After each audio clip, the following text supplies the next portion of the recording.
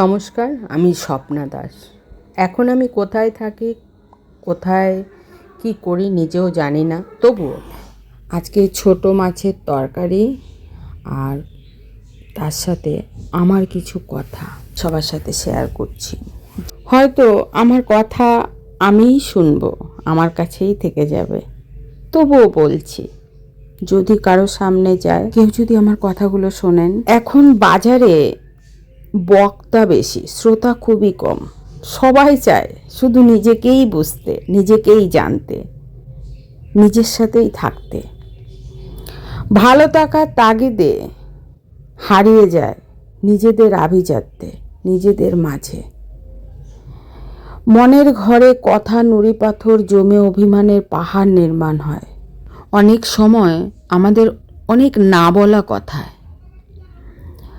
যখন অভিযোগের ঝড় ওঠে, পাহাড়ে ধস নামে, অভিযোগের নুড়ি পাথর আশেপাশে ছড়িয়ে ছিটিয়ে পড়ে। কেউ ক্ষতবিক্ষত হয়, কেউ আঘাত পায়, কেউ আহত হয়, আবার বক্তা হিসেবে কেউ বক্তব্য রাখেন, চিৎকার করেন। বাজারে কিন্তু শ্রোতা নেই এইসব শোনার। আমি একটা পাহাড়ের সাথেই তুলনা করলাম আমার কথাগুলো। মানে এতই জমে যায়, পাহাড়ে যখন ধস নামে, ওই কথাগুলো যখন আমাদের রাগ হয়, কথাগুলো তখন মানে ওই ধসের মতো সৃষ্টি হয়।